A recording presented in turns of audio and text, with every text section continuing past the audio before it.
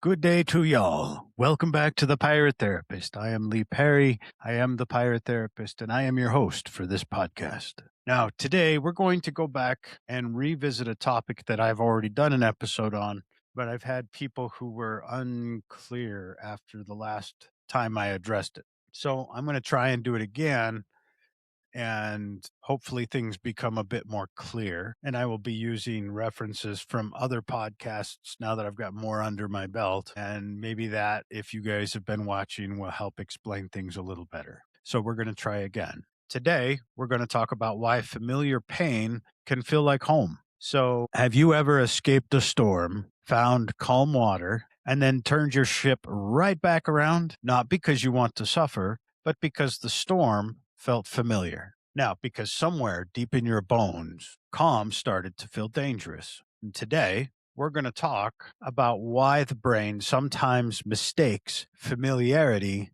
for safety. And what does that exactly cost us? Okay, so the core idea here is that your childhood, it taught your nervous system what to expect from the world. So if we go back to attachment theory, we have Bowlby and Ainsworth, the two people who kind of pioneered attachment theory. And they say the nervous system wires itself to the attachment figures that it has, not necessarily to the ones that it needs. So I want you to think back to the very first ship you ever sailed. You didn't choose it. You didn't interview the captain. You didn't read the reviews. You were just born onto it. And that crew, those people, that involvement, your nervous system took one long look around and said, okay, this is what the world is. This is what love feels like. And this is what I should expect from people. And it's all filed away. That's what John Bowlby was trying to tell us when he called it the internal working model, which is a very clinical way of saying your brain built a map of relationships based on whoever showed up first, not whoever was best for you and not whoever was healthiest, but whoever was there, whoever came to you in the first place. Because when you were an infant, attachment isn't a preference, it's survival. You cannot fire your parents. I know many kids would like to. You cannot shop around for a more consistent caregiver. You bond to whoever is holding you because the alternative is not surviving the night. So the nervous system does what it always does. It adapts, it learns, it builds the best map it can with the materials that it's been given. So when Mary Ainsworth came along and showed us what happens when those materials are not quite enough, she's run the now famous experiment called the strange situation, where she watched young children respond to their caregiver, leaving the room and then coming back. Simple setup, profound results. Because what she found wasn't random. It was four very distinct patterns. And I want you to listen for yourself in one of these four. Some kids were upset when their caregiver left, genuinely and visibly distressed. But then that person came back, then they settled down. They let themselves be comforted. They trusted the return. Now, Ainsworth called this secure attachment. And these kids had one thing in common. Their caregiver had been reliably and consistently there. Not perfect, but present. Then there was the kids who fell apart when the caregiver left and kept falling apart even after they came back. They were frantic and clingy. They were hard to soothe. These are the anxious attached kids. And here's why. Their caregiver had been inconsistent, sometimes warm, sometimes distant, sometimes overwhelmed. So the child's nervous system learned, I can't trust that the calm is going to last. I have to hold on harder because they might disappear again at any moment.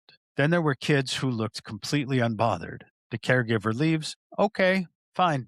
Caregiver returns, okay, fine. Cool as a sea breeze. Except researchers wired these kids up and measured their heart rates. And underneath that composed exterior, complete dysregulation. These avoidantly attached kids had simply learned that needing people was dangerous, that expressing need led to withdrawal or rejection. So they got very, very good at performing independence while quietly falling apart on the inside. And then there's the fourth group, the disorganized kids. These kids are the ones that break my heart a little because these children had no coherent strategy at all. They run towards the caregiver and then freeze or turn away, or they rock themselves. And why do they do this? Because their caregiver was both the source of fear and the only available source of comfort. The ship was on fire and the captain was holding the torch. Now, I want you to hear this clearly. These are not personality types. These are not diagnoses. They're not evidence that something is wrong with you.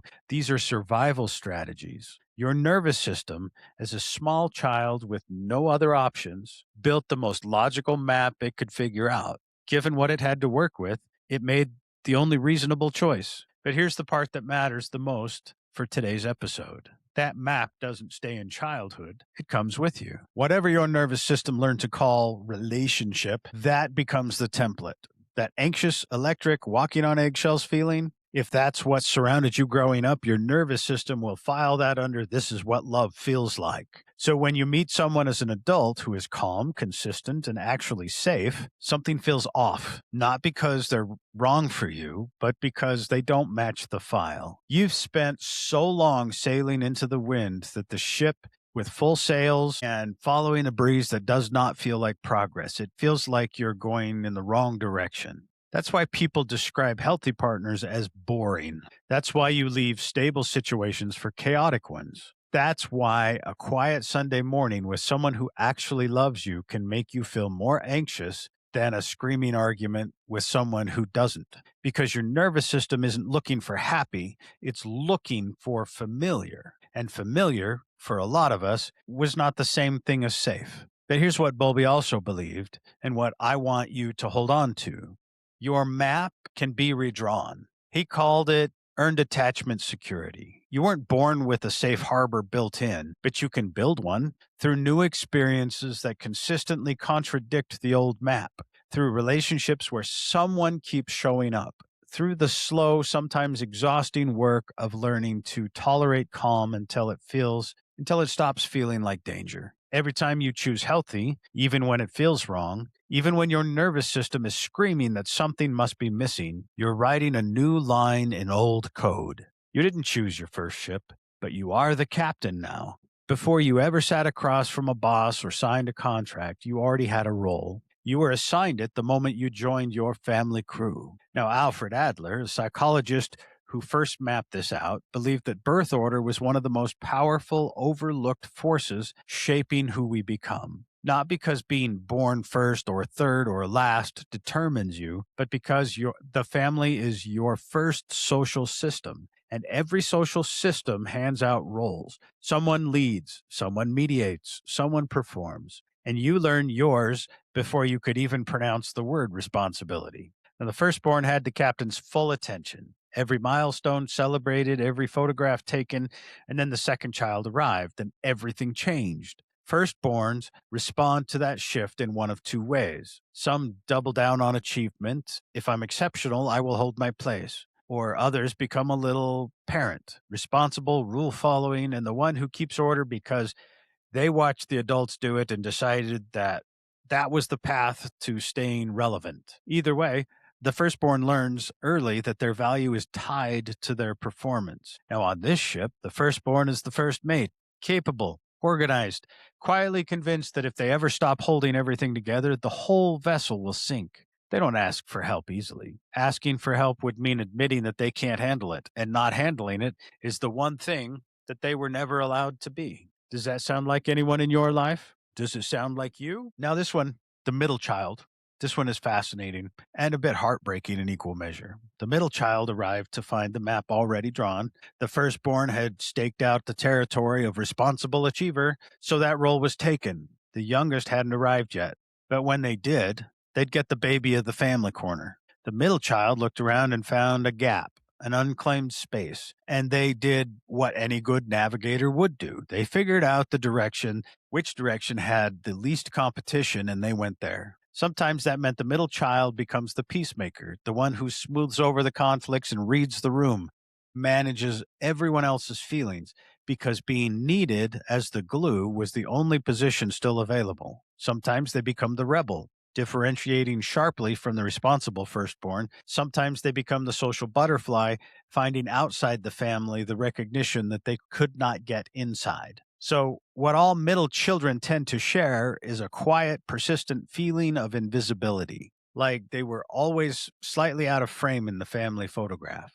Not the impressive one, not the adorable one. They were just there. And that feeling has a way of following people into adulthood, into relationships where they shrink, into workplaces where they don't speak up, into therapy offices where they say, I don't know, I just never felt like I really mattered. Now, on this ship, the middle child is the navigator, essential to keeping the whole operation running, rarely credited for it, and usually the last one anyone thinks to check in on. And then we have the youngest.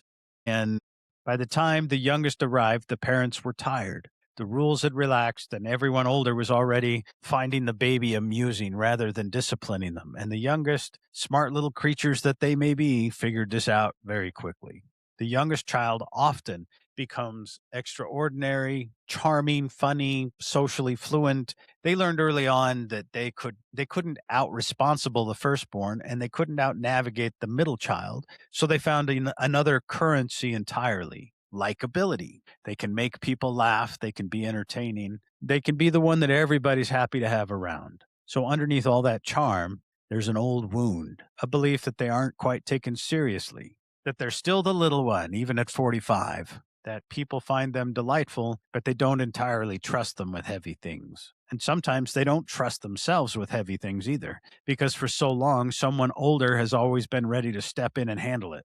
But on this ship, the youngest is the charming stowaway, the one who snuck aboard on personality alone, convinced everyone to let them stay, and now quietly wonders if they actually deserve to be here. And the only child, the captain who never learned to share the wheel, I'd be leaving out someone if I didn't mention the only child because they get an interesting experience. Of all the firstborn's pressure, none of the social negotiations of having siblings, only children often become highly capable, highly self sufficient, and sometimes genuinely baffled by the noise and compromise that other people seem to require in relationships. But on this ship, the only child sailed solo for so long that sharing the helm doesn't come naturally. Not because they're selfish, but because they've never had anyone to practice it with. These roles are not your fault. You did not apply for them. You didn't write the job description. You were just handed the position on a ship that was already in motion, and you did what any sensible person would do. You adapted. You got good at it, and you made that role yours. But here's what Adler understood that most of us don't. The job you took on at age 5 is not necessarily the job that serves you at 35. The first mate who never asks for help is going to burn out. The middle navigator who makes themselves invisible is going to disappear from their own life. The charming stowaway who can't be serious is going to struggle to be truly known. And the only child who can't share the wheel is going to find every relationship a quiet power struggle. The survival skills you developed on your first ship, they got you here, but here is not there. And you are allowed, in fact, encouraged, actually, to put down that role that was never really you to begin with. The crew you were born with gave you your first map, but a good navigator knows when the coastline has changed. I want you to think about how you drive to work, or the grocery store, or anywhere you go 100 times a year. You don't think about the route. You don't actively say, okay, brake here, turn the wheel left here, and merge now. And your body just does it. You arrive at your destination, and sometimes you can't even remember the drive. Your brain loves efficiency. And when it finds a route that works, a route that keeps you alive, it stops thinking about it and just builds a highway. It draws the map. And this is what happens to those childhood roles that we just talked about. You didn't sit down at a desk when you were 6 years old, draft a contract, and say, I have reviewed the family dynamics and I've decided that my official title will be the responsible one who requires no emotional support. Please sign here. You didn't consciously choose the map, you just started sailing it. It started as a survival reflex. And if you were an anxious child who learned that being hypervigilant kept the adults happy, you kept doing it. If you were the middle child who learned that staying quiet and perfectly quiet, it kept you out of the crossfire. So you stayed quiet. The nervous system recorded those behaviors and said, this works. This prevents the ship from sinking. And let's let's make this the default setting. Then you grew up. You moved out, you got a new job, you made new friends. maybe a new partner, a whole new ocean to sail in. But you brought the old map with you. And because you don't realize you're holding the map, you just assume that that's the way you navigate is just your personality. You think I'm just a people pleaser or I'm just bad at relationships. I'm just someone who thrives under extreme pressure. No, you're sailing a map drawn by a frightened kid from 30 years ago. This is why you keep ending up in the exact same kind of storms, even when completely different crews. Have you ever noticed that? You leave a toxic boss only to find yourself working for a slightly different version of the same toxic boss. You break up with an emotionally unavailable partner just to start dating someone who is emotionally unavailable, is just wearing a different hat. You think that's coincidence? It's not. Your nervous system is holding that old map, looking at the horizon, and it says, chaos. I know how to navigate those waters. I have first mate skills just for this. So let's go there. When you encounter someone who is actually healthy, available, and safe, they aren't on the map. The water is too calm. The nervous system panics and says, there are no landmarks here. Where's the crisis I'm supposed to manage? Where's the distance I'm supposed to bridge? So you steer the ship right back into the storm. Not because you're stupid, and it's not because you're broken, but because to a nervous system running on autopilot, familiar pain feels like home. An unknown peace feels like a trap. You don't choose the map consciously, you just sail it. Until one day you look around at the wreckage and you look down at your hands holding the wheel and you realize, hang on a sec, I'm the captain now, and I don't have to sail the same route anymore. So here's a little story for you. A sailor who's only known rocky harbors starts to distrust calm ones. If there are no rocks, I'm in unfamiliar territory. I must be lost. There once was a sailor named Marin. This is not a limerick.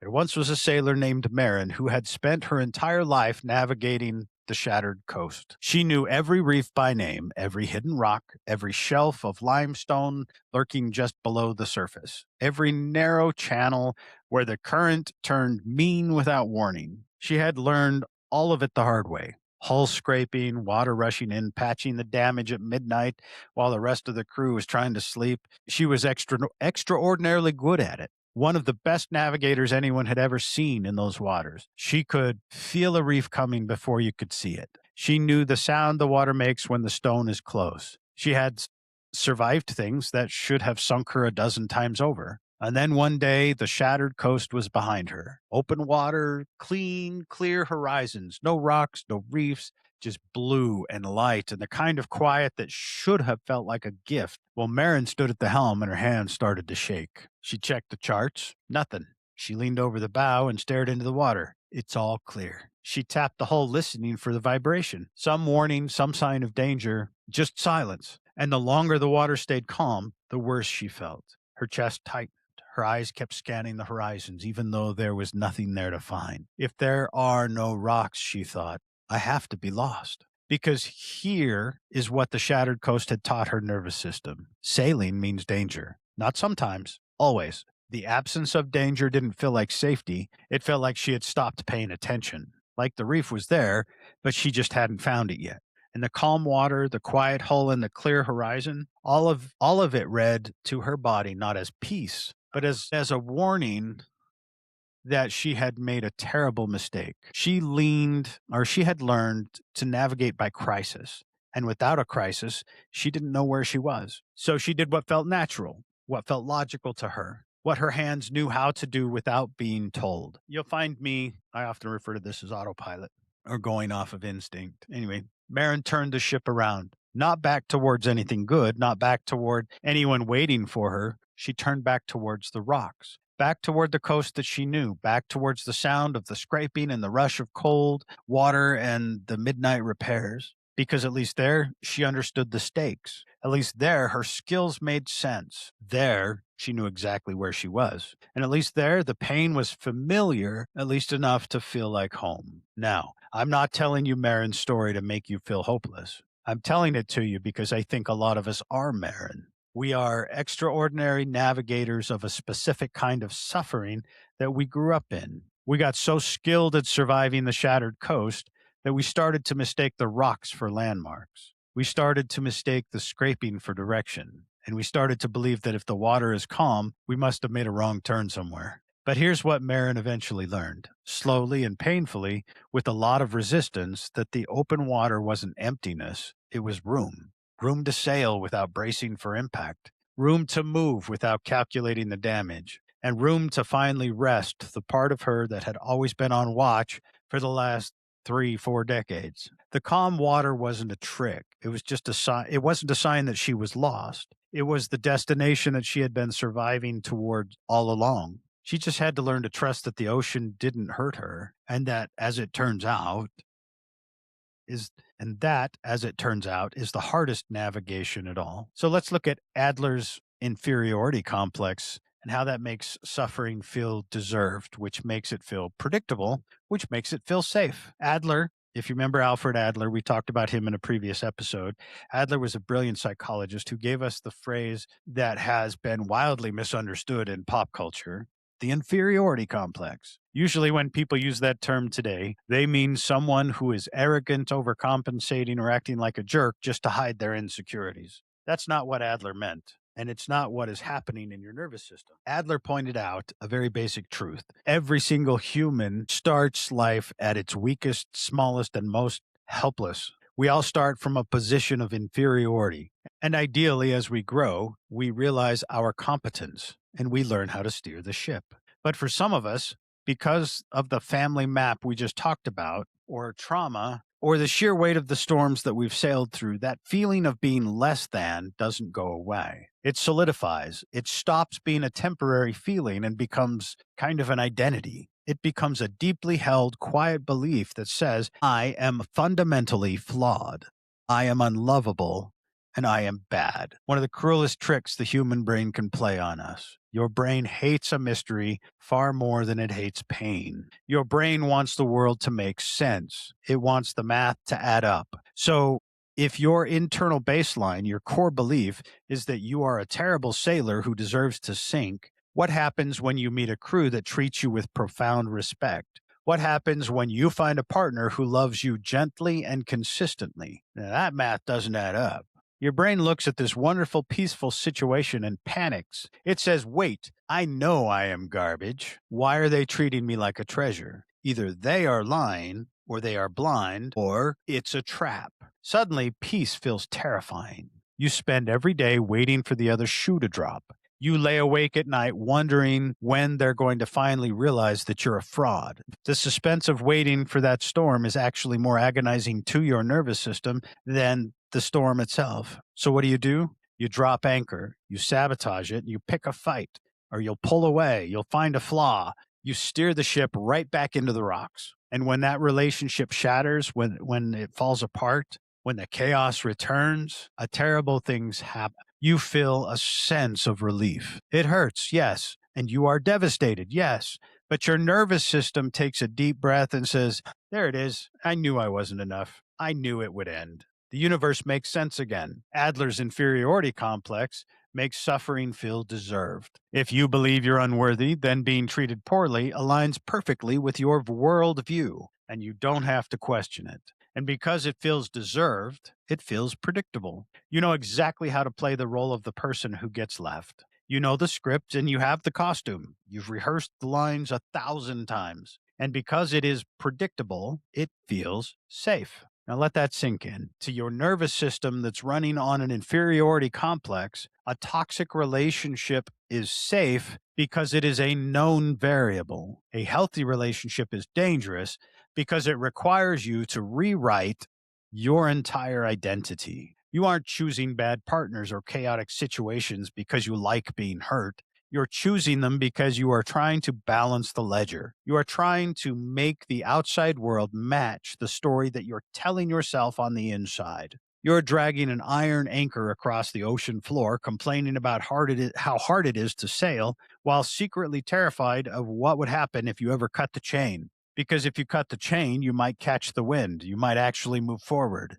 And if you move forward, you have to finally let go of the story that you were born to sink. I need to tell you something that is going on, or it's going to sound completely backwards. But if you listen closely, you will recognize it immediately. When pain confirms something you already believe about yourself, it actually reduces your anxiety in the short term. Let me explain that. Because I know it sounds insane. If you are sitting there holding a deep, unhealed belief that says, I knew I wasn't enough, or I knew they were going to leave me, your nervous system is in a constant state of suspense. You are standing on the deck, scanning the horizon, waiting for the betrayal, waiting for the rejection, and waiting for that moment that they finally figure out that you are unlovable. And that waiting is exhausting. The suspense, that's what kills you. So when the bad thing finally happens, when they do leave, when they do yell and the situation does come apart at the seams, your heart breaks. You are in pain. But right underneath that pain, if you get very quiet and listen to your body, there's kind of a sigh of relief. The puzzle pieces are now fitting together. The ledger feels balanced. The universe is making sense again. Well, the suspense is over. You don't have to wait for the other shoe to drop anymore because it just hit you in the head. And your nervous system looks around the wreckage and says, see, I told you. I knew I wasn't enough. Good thing we didn't get our hopes up. This is the cognitive trap of the inferiority complex. Your brain is essentially trading long-term happiness for short-term certainty. Think about it like being on a ship in the fog. You know there are rocks out there. You know it. And the tension of not knowing when you're going to hit them is driving you mad. It's making you sick to your stomach. So what do? You steer directly into the nearest reef on purpose. Yes, the ship is taking on water, and yes, you're sinking.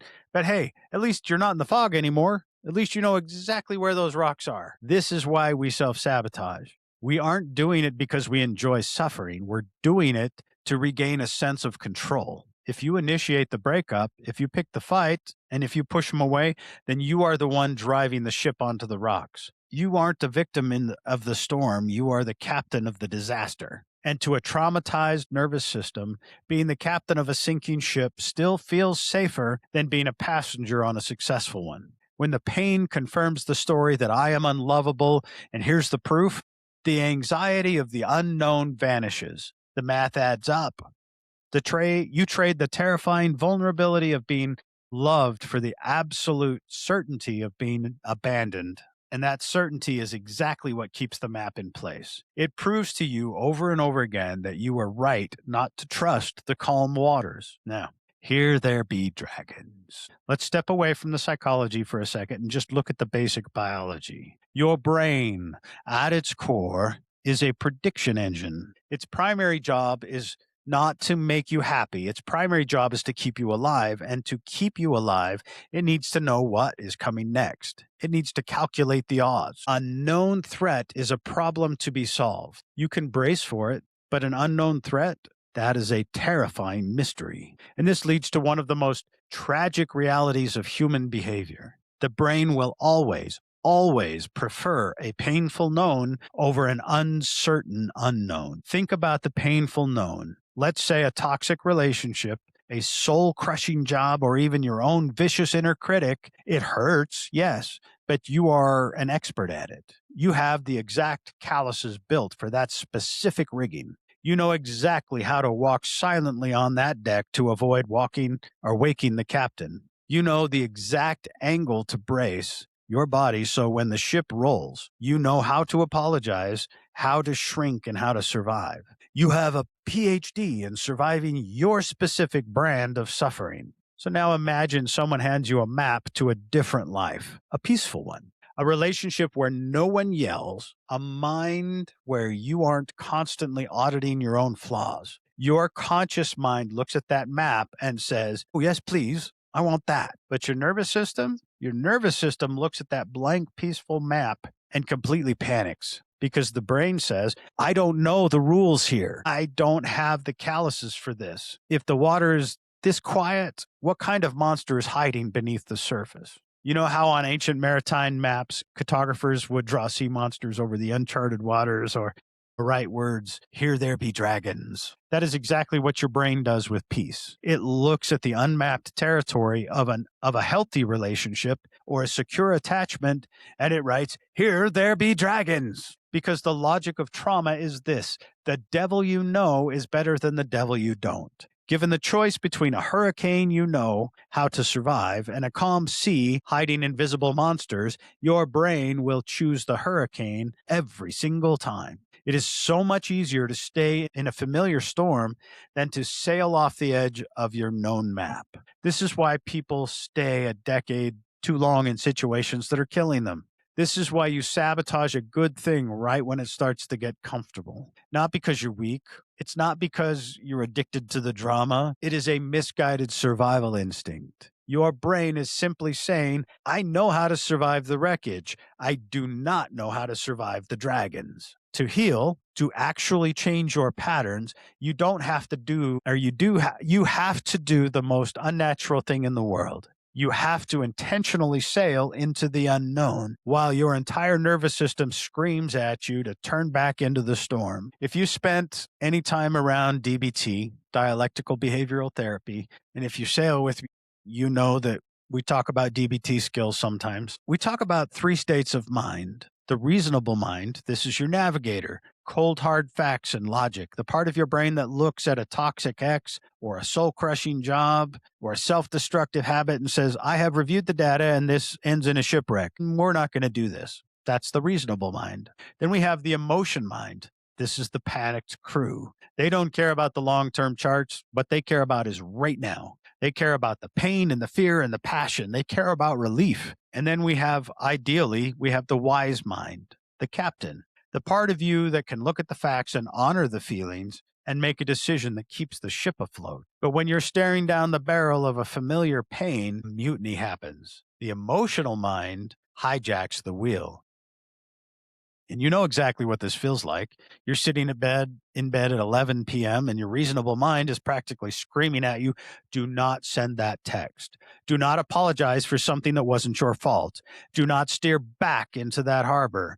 They will sink us again. You know that's a bad idea. The logic is flawless, but you do it anyway. Why? Because emotion mind isn't interested in logic.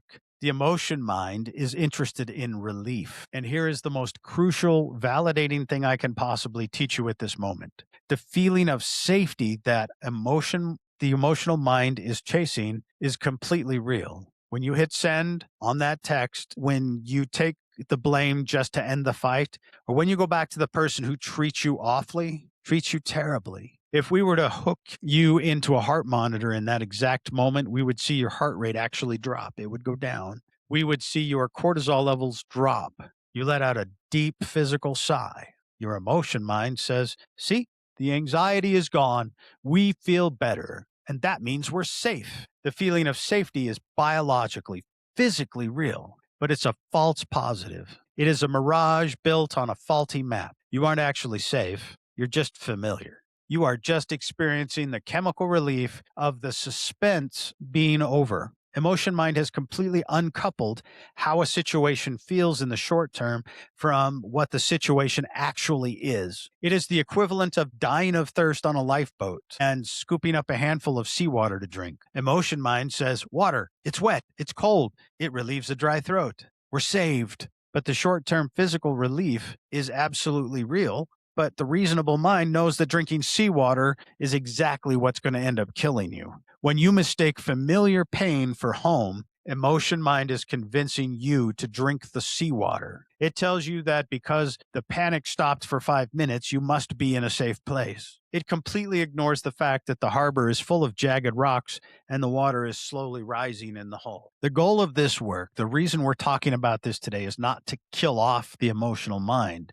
We need the emotional mind, but we have to stop letting it drive the ship in the dark. We have to learn how to stand at the wheel, feel the intense and burning urge to drink the seawater, validate how thirsty we are, and say, I know this will bring me 5 minutes of relief, but it's going to cost me the entire ship. Hold the course. We need to be clear about something, or I want to clear up something about self-sabotage, because the way we talk about it is usually wrong. When people hear the term inferiority complex, they imagine someone who actively enjoys being miserable. They imagine a person who wakes up and says, how can I ruin my own life today? Or they imagine someone who thinks, I love drama. I love the chaos. I love the pain. No one actually wants to be in pain.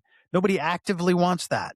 Your nervous system does not want to suffer. The inferiority complex doesn't make you seek pain. It makes peace feel suspicious. Imagine you've lived your entire life in a war zone. You're used to alarms, you're used to explosions. You know how to duck, you know how to cover, you know how to bandage a wound. Now imagine someone drops you in a perfectly quiet garden. There's no sirens, there's no shouting, the sky is clear. So what do? Do you lay down in the grass and take a nap?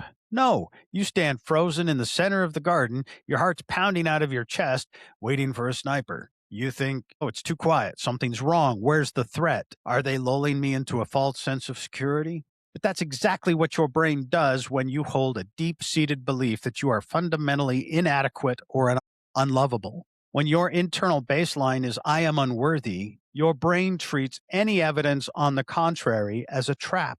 When you meet someone who genuinely respects you, who texts back, who doesn't play games, and who just says, I love you and means it, you have a hard time making that math compute. Your brain looks at this healthy, peaceful person and says, wait, we know we are garbage. So why are they treating us like a treasure? Either they are lying or they want something from us, or they're just an idiot who hasn't figured out how broken we are yet. Suddenly, peace isn't peaceful at all. It's terrifying. The silence is deafening. You start scanning the behavior for flaws. You start to overanalyze a slightly delayed text message. You pick a fight about the dishes just to see if they're going to scream at you. You start actively looking for the rocks beneath the calm water, because if you don't find them, the suspense is going to kill you. The peace feels suspicious because it contradicts the map you've been sailing your entire life. And here's the tragedy of it.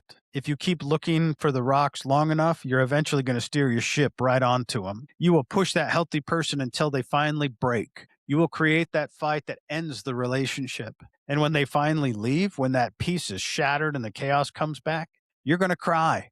You're going to be devastated. But underneath that devastation, your nervous system is going to let out a tiny, tragic sigh of relief. And your brain is going to whisper, see, I told you it was a trap. I told you we were not good enough. It's a good thing that we didn't trust it. You didn't seek the pain. You just couldn't tolerate the suspense of peace. If you want to stop this pattern, the goal isn't to figure out how to stop hurting yourself. The goal is to build the capacity to tolerate peace, to sit in the quiet garden or to sit on a calm ocean and say, I know my brain is screaming that this is a trap. I know it feels suspicious, but I'm going to hold my ground. I'm going to just let the water be calm today, and I am not going to panic and turn the ship back towards the reef. When we're tired, depleted, or under stress, we tend to fall back towards those instinctual behaviors, those familiar patterns, even destructive ones. So let's talk about the exact moment that we lose the wheel. You can do all the therapy in the world. You can understand your attachment style and map out your birth order,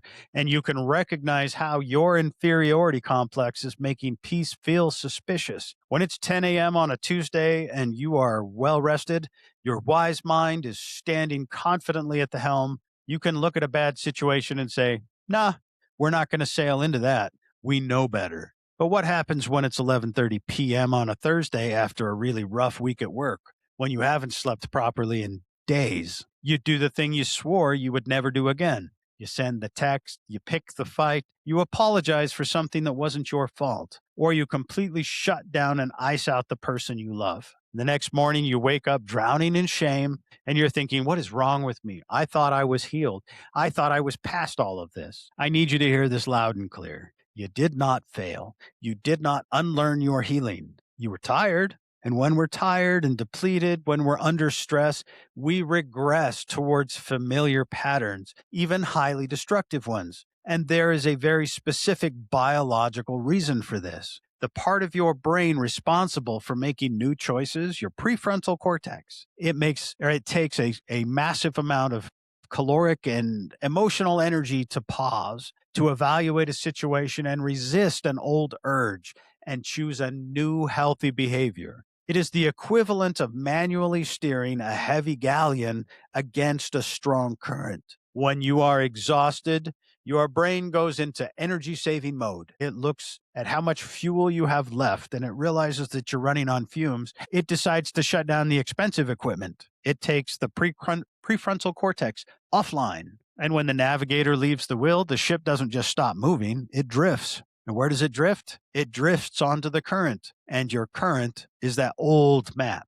Your brain hands control over to the basal ganglia, the autopilot center of your brain, where all of your oldest, deepest habits are stored. And remember what we talked about earlier. Your autopilot was programmed on a shattered coast. Your autopilot was built around survival, trauma, and whatever role kept you safe when you were a child and dependent on the people around you. This is why late night spirals almost always end in the same familiar destinations. Your tired nervous system isn't trying to ruin your life, it's simply taking the path of least resistance. It's choosing the route it can sail with its eyes closed. This is why sleep is not a luxury, but an actual reset button for your nervous system. You cannot rewire a traumatized brain when you are running on empty. You can't build a new map when the captain is falling asleep at the wheel. So the next time you find yourself slipping backwards, the next time you feel the terrible pull of a familiar toxic harbor, I want you to check your fuel gauges before you check your character.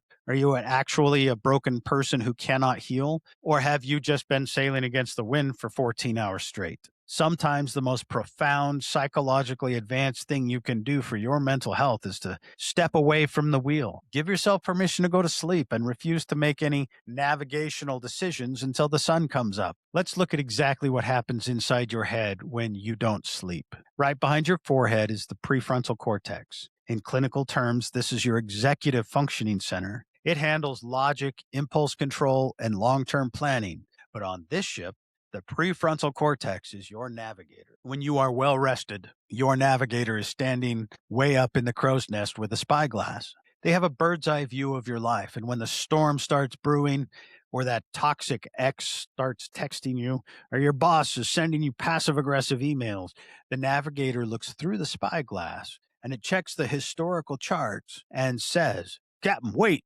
I've seen this before. These rocks look exactly like the ones that sank us in 2021. If we steer onto this argument, we're going to lose a mast. So hold your fire and change the heading. The prefrontal cortex is the only part of your brain capable of looking at an intensely emotional moment and saying, wait, I've been here before. I know how this ends. But the navigator is a delicate employee. They require a lot of upkeep, and they run almost entirely on sleep. When you are sleep deprived, the biological connection between your prefrontal cortex and the emotional center of your brain literally thins out. The communication lines are going down. The navigator drops the spyglass, climbs down from the crow's nest, and goes below deck and passes out. And now you're sailing blind. Without the prefrontal cortex online to say we've been here before, your brain loses its capacity for pattern recognition. Every single emotion feels brand new, urgent, like it's the end of the world. The impulse to text that person back doesn't feel like a bad habit that you're trying to break. It feels like a brilliant, urgent, and completely rational idea. You literally lose the biological hardware required to pump the brakes. Have you ever looked at your own behavior the morning after a terrible, exhausted night and thought, how did I not see that coming? How did I fall for that trap again? You didn't see it coming because the guy whose job it was to see it coming was unconscious. You were steering the ship using only your amygdala, the panicked, reactive, survival-driven crew that only knows how to brace for impact or steer back to the familiar, painful harbor. And this is why nothing good happens after midnight. Have you ever heard that? Heard a lot of mothers say that. Nothing good happens after midnight. It's not just a cliche. It's neurology. You cannot out willpower a sleeping prefrontal cortex. You cannot therapy your way out of severe sleep deprivation. If the navigator is unconscious, the ship is going to drift back to the map it knows best. And the map it knows best is the one that's going to hurt you. So when it's 2 a.m. and you feel the sudden, overwhelming urge to make a major life decision or confront someone or to spiral into how unlovable you are, I want you to picture that crow's nest. It's empty. The navigator is not there. He's asleep. Do not touch the wheel. Do not drop anchor. Do drop anchor and go to bed. Wait for the sun to come up so your brain can finally read that map again, the new map. So let's talk about the toxic lighthouse. Picture it. It's 1 a.m. The rest of the world is asleep. The distractions of the day are gone. And it is just you alone staring at the ceiling or staring at the glowing rectangle in your hand. Your prefrontal cortex, your navigator, is unconscious. Your energy reserves are completely depleted. And in that exhaustion, a terrifying kind of void opens up. The ship is drifting in its total darkness, and your nervous system starts to panic. It says, "We're alone. We're untethered. We need to anchor. We need a light right now." But creating a new light, practicing healthy coping skills, using your distress tolerance skills, or radically accepting the loneliness that takes energy, takes imagination, and it takes calories your brain doesn't typically have at 1 a.m. The future requires effort, but the past, that's already been written. The past takes 0 calories to access. And so the exhausted brain does the one thing it knows it has the energy to do. It goes back to the old familiar map. This is why late night spirals almost inevitably end with old contacts. You unblock the ex, or you text a friend who always leaves you feeling hollow. You reach out to the one person who broke you because your panicked attachment system remembers them as a source of connection, completely forgetting that they're also the source of pain. They are a toxic lighthouse. The harbor is full of jagged rocks, and you know it's going to sink you. But in the pitch black of 1 a.m. panic, any light feels better than the dark. This is why we fall back into old habits. Whether it's doom scrolling until your eyes burn, or pouring that drink you promised you wouldn't pour, or engaging in whatever numbing behaviors you thought you had outgrown. A habit is just a neurological rut. And when you're too tired to steer the ship, the wheel naturally falls into the deepest rut on the road. You don't have to steer, the rut does the driving for you. And then there's the old shame loops. This one is the most confusing to people. Why, when we are tired and sad, does our brain suddenly start playing the highlight reel of our worst failures? Why does that inner critic suddenly get a megaphone? Because shame is activating. It's highly activating. If you are exhausted and lonely, feeling dangerously untethered, shame acts like an electric shock. It jolts you awake, beating yourself up and reciting your flaws and leaning into that old Adlerian inferiority complex, which provides a bizarre kind of grounding. It gives your brain a problem to focus on you. It says, "We aren't lost in the dark. We're just a terrible sailor." It hurts, but it anchors you. The shame loop gives you a familiar narrative to hold on to when the silence of the night gets too loud. So if you woke up this morning regretting a text you sent at 2 a.m. or a spiral that you fell into, I want you to drop the whip.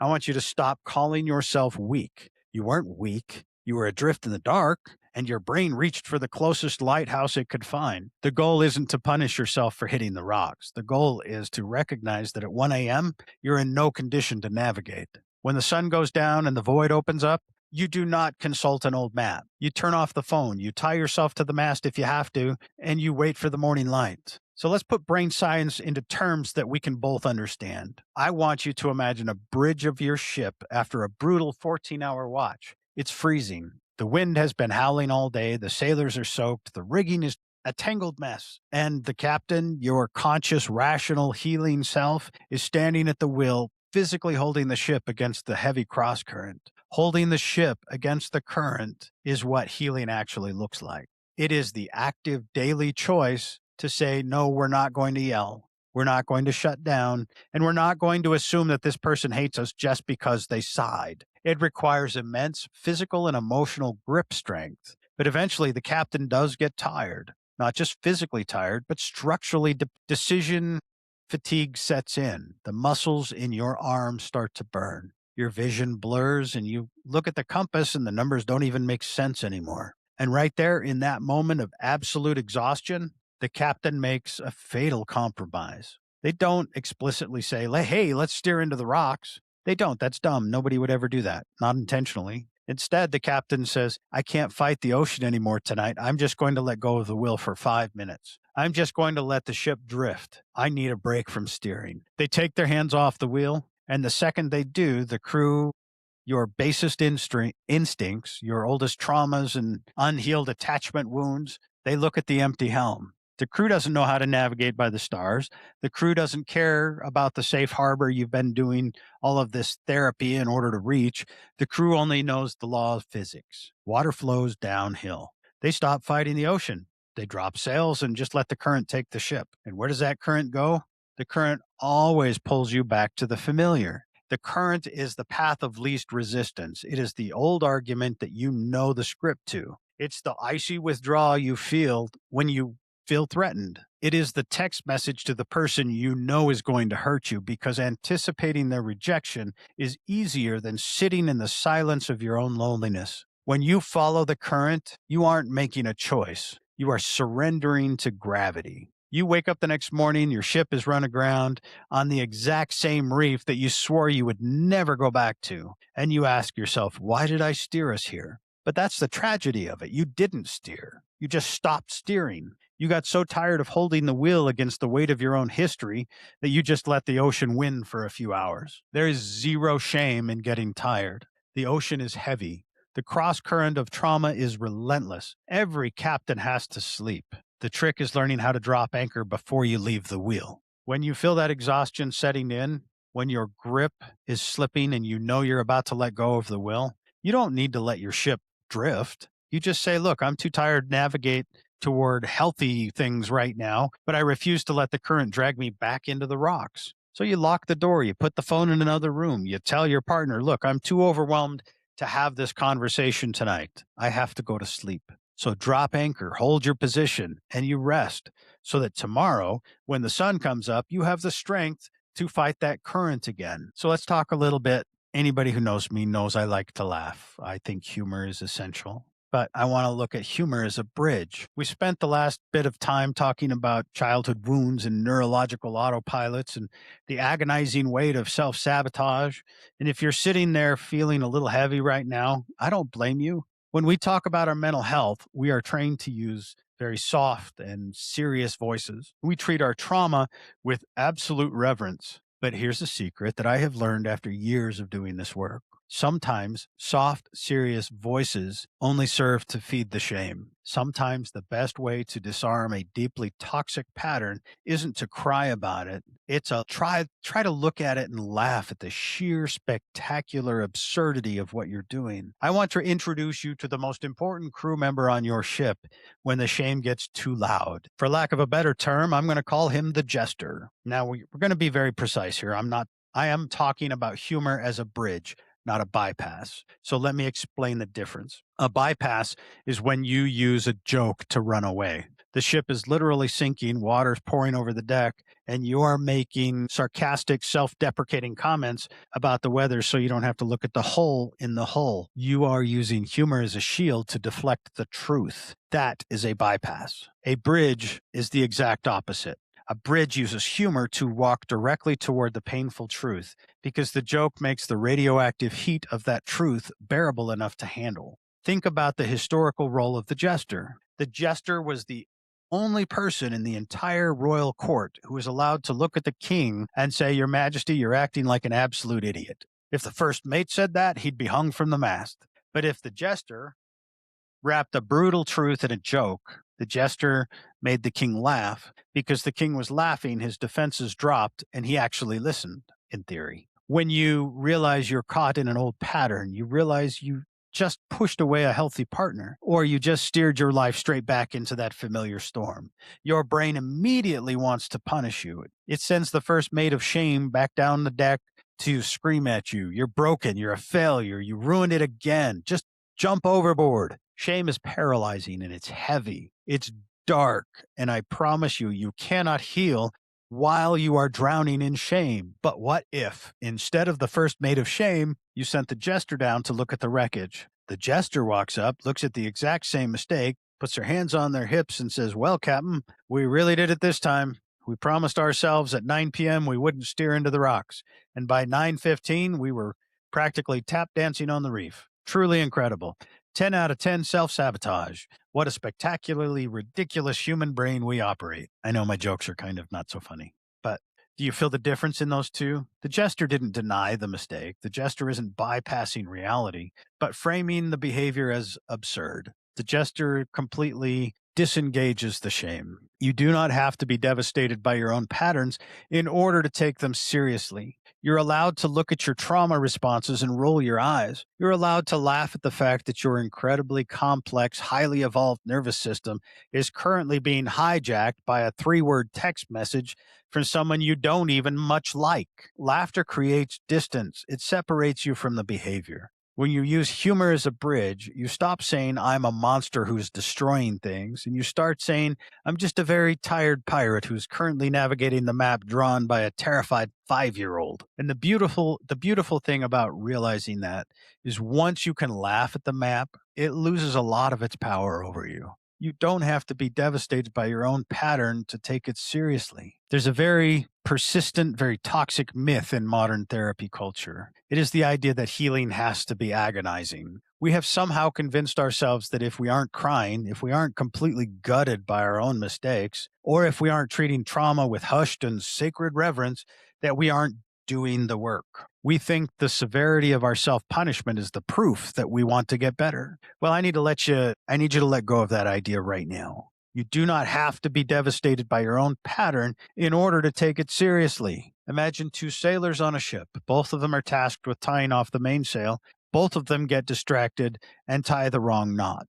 The wind catches it, the knot slips, and the entire massive canvas comes crashing down onto the deck. The first sailor immediately drops to his knees. They're horrified. They start weeping and tearing at their hair, screaming about how they are the worst sailor in the fleet, how they never do anything right, and how they deserve to be thrown overboard. They are absolutely devastated. The second sailor watches the sail fall, blinks, puts their hands on their hips, and says, well, that was spectacular. Note to self, do not tie a slip knot on the mainsail, you idiot. They chuckle, they shake their head, they pick up the rope, and they tie the correct knot. I would recommend that you don't call yourself an idiot, though. That self-deprecating names like that doesn't really help. But trying to make light of the situation can help reduce the stress in it. The first sailor was devastated, yes, but their devastation didn't fix the ship. In fact, the devastation made them completely useless. They made the moment all about their own shame, and while they were busy weeping on the deck, the ship was losing speed and things were coming apart. The second sailor used humor to absorb the shock of the mistake, and they didn't bypass the fact that they messed up. They acknowledged it directly, but they refused to let the mistake become an indictment of their soul because they weren't drowning in shame. They had the clarity and the capacity to actually fix the rigging and do it correctly. When you notice that you're falling back into old patterns, when you realize you're just pushed away a good person or returned to a toxic one, your brain is going to try and convince you to be the first sailor. It will demand that you flog yourself at the mast and prove to everyone just how sorry you are. Do not take up the whip. Beating yourself up is actually a very clever distraction. It feels like accountability, but it's really just another way to stay stuck. If you are exhausted by your own self-flagellation, you don't have the energy left to change your behavior. Humor allows you to be the second sailor. It gives you the psychological distance to look at your oldest, deepest, most frustrating trauma responses and say, wow, my nervous system really just tried to convince me that texting my ex at 2 a.m. was a brilliant survival strategy. What an incredibly creative and completely ridiculous brain that I have. You can take your healing incredibly serious without taking yourself so seriously. You can honor the pain of your past without demanding that you bleed over every mistake in your present. Give yourself permission to sigh, roll your eyes, kick your autopilot in the seat, and simply pick up the rope and tie a better knot. Let's talk for a second about the mechanics of shame. Shame is a microscopic lens. When you make a mistake, when you steer back into that familiar toxic harbor that we've been talking about, shame grabs you by the back of the neck and shoves your face exactly 1 inch from your failure.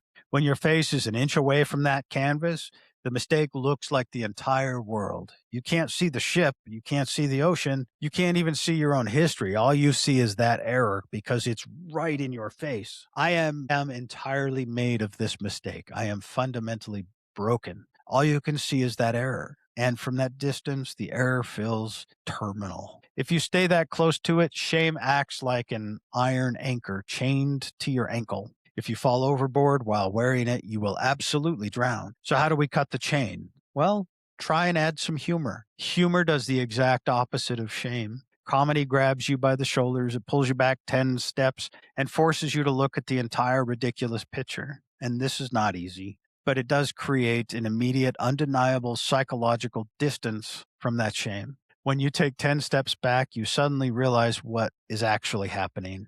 You're not a monster, and you aren't a lost cause. You are a highly evolved mammal operating, I assume a mammal, operating a brilliantly complex nervous system, and you are currently in a state of absolute life or death panic because someone has been nice to you. Your brain treated a healthy, gentle person saying, I care about you, like a fleet of hostile warships on the horizon. Your brain, loaded with heavy cannons, lit the fuses and screamed, brace for impact. And the terrible existential threat you were preparing to blow out of the water was just slightly confused pelican sitting on the bow. When you step back and see the pelican, the spell breaks. You cannot maintain a state of profound self loathing devastation when you're staring at a pelican. It's objectively absurd. And acknowledging that absurdity is where the healing can start. Comedy comes to you, or it allows you to look at your trauma responses and says, my goodness, my brain is being incredibly dramatic today. It allows you to see the gap between your nervous system thinks, what your nervous system thinks is happening, which is a fight for survival, and what is actually happening, like a Tuesday morning where you're just fine, you're safe. That gap is the absurdity. Laughing at that gap is the exact moment that the heavy iron chain of shame falls off your ankle. You don't drown, you float. Doesn't mean there's no problems, but you're able to address them because you're not flailing underwater because of all the weight of that shame. You can look at the cannons and you can look at the pelican and shake your head and say, stand down, crew. It's just a bird. It's not the shattered coast. We don't have to sink the ship today. Because you aren't drowning in how terrible you are, you suddenly have the energy to do the most important thing of all. You have the energy to just apologize, put the cannons away, and just keep sailing. Perhaps you've texted someone you know is bad for you at 11 p.m. We've all steered towards that reef before. The first step is realizing that you're doing it. The second step is not continuing that conversation, not texting back. So I want you to put your hands on the helm for a second. Let's just take a look at where you're steering. Look out at the horizon. On your left is the storm you know. You know the names of the clouds. You know the exact deck tilts. When the wind hits, you know the exact shape of the rocks. You've wrecked your ship here a dozen times, but you've always survived it. It's exhausting and it's painful, but it is a script that you have memorized perfectly. On your right is a quiet harbor. The water is like glass. There is no sirens. There is no hidden reefs. There is just peace. And your hands are shaking because every instinct in your body is screaming at you to pull the wheel to the left. Your nervous system is looking at the quiet harbor and says, it's a trap. Turn back to the storm. We don't know how to drop anchor in the quiet. Turn back to the storm. You are the captain. You have a choice to make, but you cannot make it using your old map. So here's your practice for this week. The next time you feel that terrible magnetic pull to steer back into the chaos, into the storm, the urge to send that text or to pick a fight or to shrink back into the role that you played when you were 7 years old, or to walk away from someone who is actually good for you, do not touch the helm. Don't touch that wheel. Don't do it.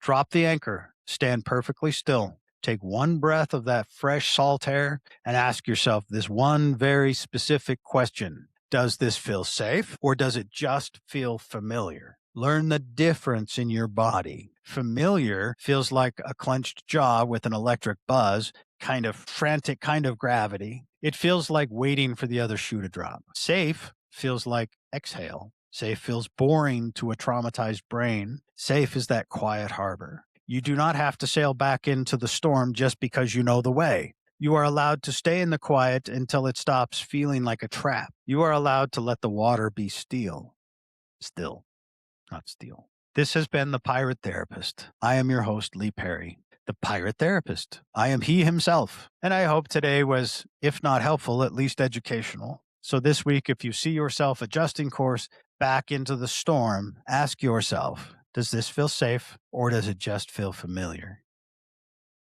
Until next week, y'all take care.